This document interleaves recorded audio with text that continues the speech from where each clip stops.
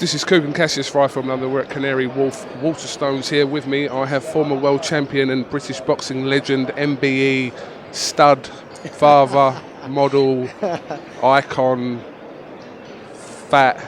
No, I'm really joking. Ricky Hatton. What's happening, Rick? You alright? Yeah, good mate, yeah, good. Enjoyed it, good to be here. Still makes me proud when you see a queue like that, you know, even though I'm on the gloves up, so yeah, really good.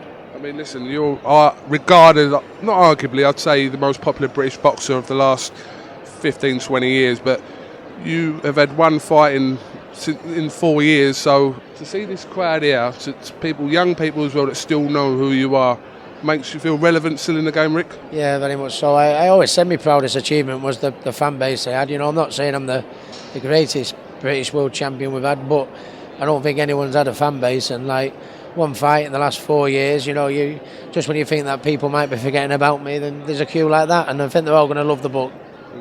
This is the book here, War and Peace, just pulled out there, which was aided by Tris Dixon, you and Tris Dixon.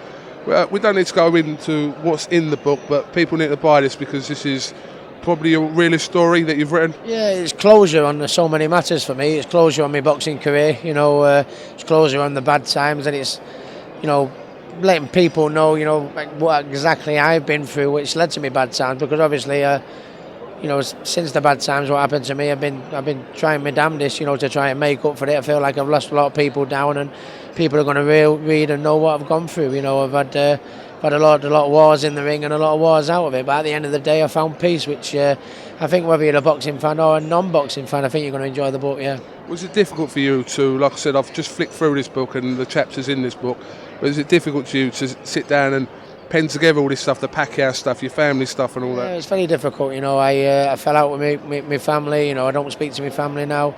I had made me troubles with depression and suicide attempts, and I think a few people's jaws will hit the floor, you know, but you know, I've always been honest in my career. I like to think that's why everyone liked me, and suffered really, really badly from depression, which I still, you know, go and see someone once a month to discuss, you know, when I've got, you know, to get things off my chest. So yeah, there's a lot of things in the book that people are going to be surprised about, but I think people are going to like it.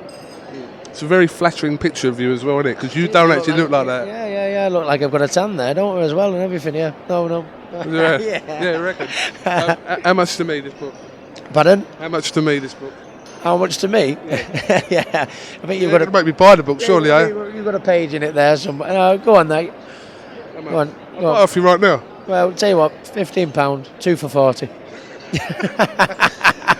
Rick, I just want to ask you something. That guy that beat you first in your career, Mr. Floyd Mayweather, there's 4 more opponents left. Can you see anyone beating this man? Is it regardless of who fights him now in his last 4 fights? I can't for the life of me, to be honest with you. You know, Saul Alvarez is one of the best pound-for-pound fighters, you know, in the world, and I think Floyd gave away, was it £15 to him, you know, when he barely won a round, you know, which, you know, he's getting better and better, isn't he, you know, and he could go on till he's maybe 40, 44 and still fight, because, you know, he lives the life, he looks after his body, and he don't get hit on the chin. A bit like myself in many ways.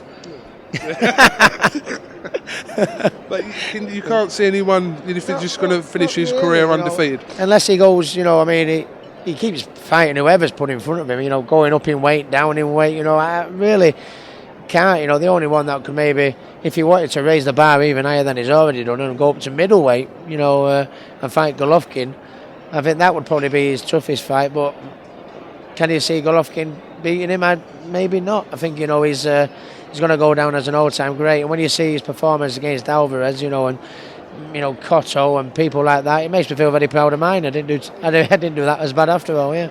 Strong rumours that Amir Khan will face him next year.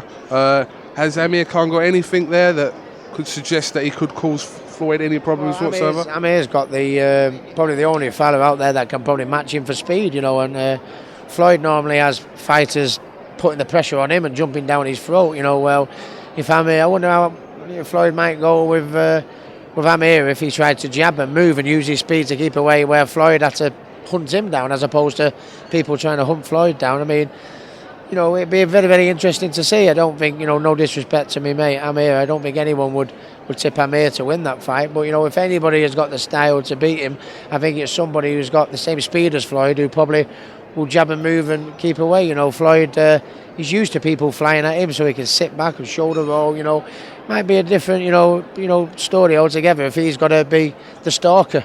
You know, if you like, style-wise. So, and to be honest, Floyd's running out of opponents. He's beat everyone who deserves a chance more than Amir Khan. I think Amir has paid his dues. He's been a world champion. You know, he's a big name. There's that UK-US rivalry. So I think Amir deserves it more than anyone, yeah. Relating to going to your fighters now, obviously we know about Lucas Brown and Richard Towers fighting in Hull on the 2nd of November. We know about SENCHENKO. All your other prospects, when are they going to be out, Rick? Well, I've got a good stable of fighters. I've got Adam Little, who's just had an hand injury. He's 8 unbeaten. I've got 2 fantastic prospects in the gym called Sonny Upton, who's going to be having his pro debut on the Rabchenko undercard in Bulgaria.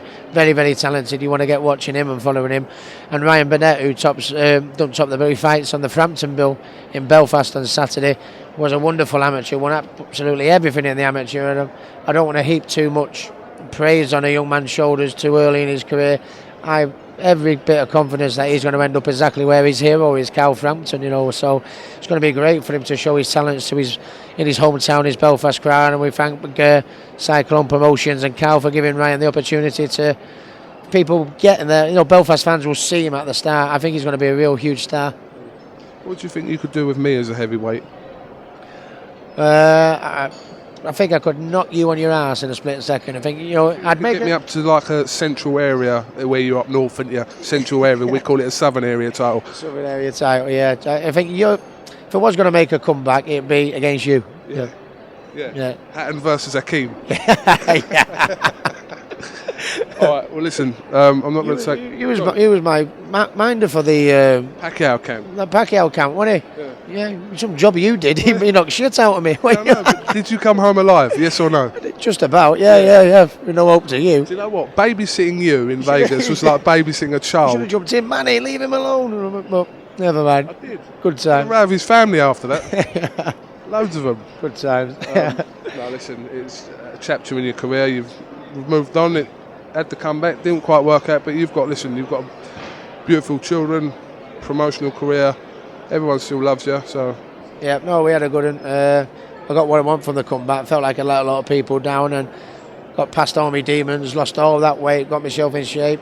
Picked a really dangerous opponent. For being out 3.5 years and 5 stone lighter. Could have picked an easier one, but I didn't. So I think even though I felt like I let people down, I think people will say, you know what, Ricky, fair play to it. You give it a go, and to hear that roar of the crowd again, it was well worth it. And I think I'd have murdered him a few years ago, but no disrespect to him. The fact if I can't beat him, then there's nothing better than a good ass kicking to tell you, get in retirement, Ricky. Your day's been and gone, and that's what it is. So in knowing that I haven't got it no more, I can go into retirement happy now. Just a quick word on how Kell Brook's going to do against him in a couple of weeks. What do you think? I think Kell will beat him, to be honest with you. He's a lot tougher than he looks. He's a tall boxer type, but he's not a skillful type. I think Kell is a really good boxer. I think Paulie Malignaggi shows that he can be outboxed. I think if Kell boxes him, don't go to war like I did. Tries to box him and then chooses his moments when to really put it to him. I think he can do the business, but he's a lot tougher than he looks. But I think it's got to be Kell all the way for me. Yeah. All right. Well, listen, I'm going to end this now because Paul Speak's going to punch me in the mouth otherwise. Yeah. Speak is after Hernando's. I can see him looking over here, so I think we're going to get going. Just right behind us. Yeah. As well. So we're going to end this right. Listen, thanks for talking to I from London. I'm going to put that back, so and I'll go and buy you. Go on, you can have it for the tenner. Go on. All right, tenner done. Right, this is KUGAN CASSIUS with Ricky Hatton here at Waterstones in Canary Wharf for iFilm London. What's that? Your name to Jen? Yeah, that's what they call me in Sri Lanka, Jen. It's a book you fucked up, by the way, Rick. Not Zen, Jen. What your name was, Jen? It is. Is it? Yeah. Thanks, Ahmed, my son. Perfect fit. Thank you very much.